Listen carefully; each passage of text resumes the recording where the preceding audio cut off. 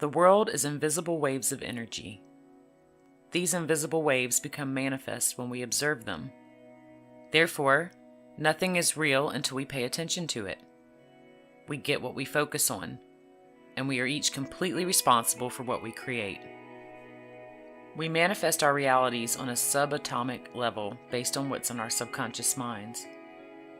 You can have everything that you want, and there are many techniques such as visualization and meditation that are an important part of manifesting those things. However, there must be a fertile field in which to plant the seed of your desire. Your subconscious mind cannot hold any contradictory mandates, or what you want won't appear. If you have a belief that you'll never have money and security, or never fall in love, or never be able to live where you really want to live, those beliefs will prevent each of those things from happening. The belief absolutely must be changed first in order to have it. The only problem with many vague descriptions of the law of attraction is, based on how our reality is created, it doesn't describe the way the process of having what we want truly works. Quantum physics, specifically the wave-particle duality aspect of that field of science, proves that we each create our lives. Molecules make up everything in our world. What we learn from quantum physics is that nothing in our world exists until we create it, at the very moment we observe or experience it. Everything in the world exists as an invisible wave of energy until we give it conscious attention. It is our act of observation that gives it form. Consciousness creates our reality. Mind affects matter. And the very first thing that is affected by our thoughts and consciousness is the self and the environment that the self encounters. Everything we experience, see, smell, taste, touch, and hear is sensory input. The subconscious associates these sensations with the memory of events and stores them for later retrieval. For example, if a specific sound is associated with a pleasant experience, when that sound is heard, the mind will remember that pleasant experience and recall the sensations that correspond with it. This also works for unfavorable associations, which can negatively block a person on a subconscious level when they are experienced. These are energies that are projected and absorbed, and we can become addicted to these feeling states on a cellular level. This in turn creates repeats of specific scenarios, whether desirous or not.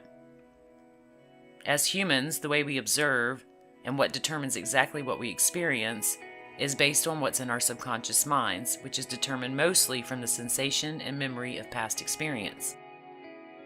The subconscious mind makes up an estimated 92% of the total brain. The conscious mind comprises the remaining 8%. In addition, the brain produces about 25 watts of power. The subconscious mind transmits this energy as desires, emotions, and impulses. This energy in the subconscious mind is inexhaustible. The brain functions 24 hours a day, all of your life. When the conscious mind and the subconscious mind are in conflict, the subconscious mind always wins. For example, when an overweight person makes the conscious decision to go on a diet without changing the subconscious desire for overeating, eventually the subconscious mind will win out and revert back to what it automatically has learned, or the old habit of overeating. The conscious mind has a limited memory and most of it is short-term. In contrast, the subconscious mind has virtually infinite memory. Enough memory for everything you have and will experience in your life. The subconscious mind can often be locked in what is termed as change blindness. This is the failure to notice clearly visible alterations to surroundings, which can block out what a person is actively seeking from life. Researchers at Harvard University conducted an experiment in which 15 people who were randomly walking down the street were asked for directions from a stranger. 2 workmen carrying a door would then rudely walk between the subject and the stranger. The stranger asking for directions would then switch places with one of the workmen. This would leave the subject giving directions to someone else, a person who was taller, wearing different clothing, and having a different voice. Over half of the subjects completely failed to notice the change. What this demonstrates is a shortage of attention. We are often carelessly unaware of most of what is going on around us. to the point where we can fail to notice obvious changes in our surroundings, including the ones we've asked for. This is critical to understand when searching for a new reality. Conscious attention is required to see requested changes. There are two ways in which people tend to focus. One, on what is wanted, and two, on what is unwanted. Many times, people don't even realize they're focusing on what is unwanted. However, the previous outlined experiment gives excellent reasoning as to why the latter is not the optimal choice to produce the results intended. For example, if a person were asked why it's important for them to have a good career, they may approach the response in either of those two ways. The first response would give all of the reasoning why a career would enhance that person's life.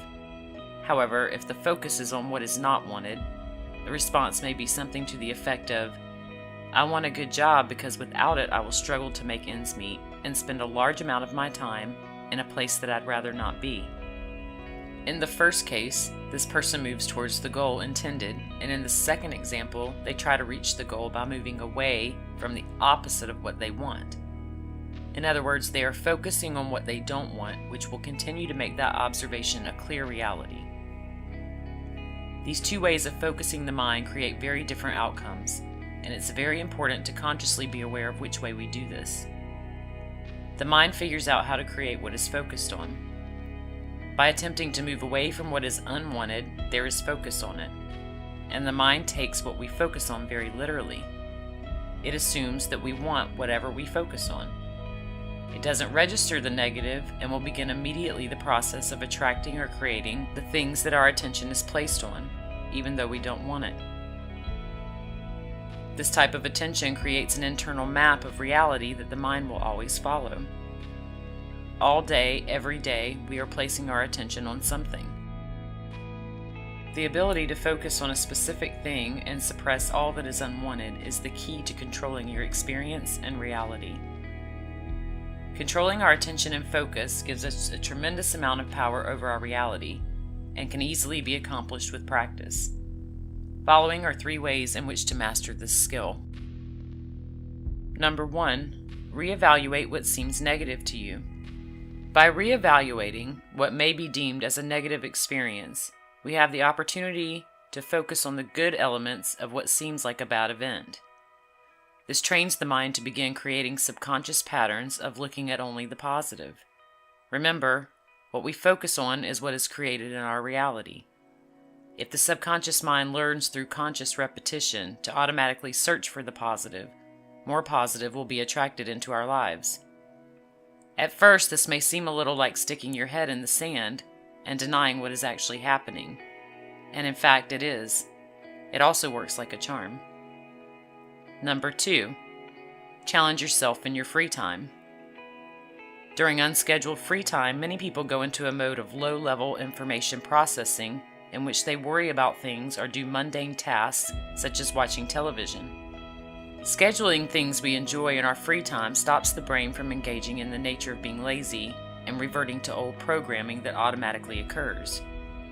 Through scheduling productive things to do in our spare time, we engage in more joy and positively stimulating experiences. With repetition, this triggers the subconscious mind to automatically and continuously look for more of what makes us happy. Number 3, appreciate all of the goodness that you see. This is one of the secrets of the happiest people in the world. We see what we look for, and we can train ourselves to be a part of the joy that is always waiting to be had. We don't have to passively wait for happiness to come to us. We can search for it and appreciate what is in front of us now. By offering gratitude and appreciation for all of the lovely things already present, whether it be the smell of a rose, the giggle of a child, or the $5 bill we found in an old coat pocket, we can teach the mind what we want from life. As with the other 2 processes, this practice becomes automatic and the mind will intentionally seek more of what we are focusing on. The subconscious mind is beyond our normal awareness, so we have to make a special point to access it. Your conscious mind is meant to be the master, and your subconscious mind is meant to be the genie. Once we learn how to train the subconscious mind to focus on the results we want, we can make whatever changes we wish in our lives. Briefly stated, To get anything you want, you need to change what's in your subconscious mind, or the internal map that it always follows. This means that if you don't like what's in your life right now, or you haven't had success manifesting what you want, you can make changes in your subconscious mind through conscious focus and experience a totally different reality, one that is of your choosing and more to your liking. Our filters determine what we pay attention to. We can either use them unconsciously, as many do, or we can master them and use them consciously and intentionally. Through conscious practice, new filters run unconsciously and automatically, which creates life in a certain preset way. If we choose to operate our focus consciously and intentionally, we can create whatever we want. It's that simple. And the most significant and rewarding aspects of using focus to create what is wanted is mapping how our future events will transpire.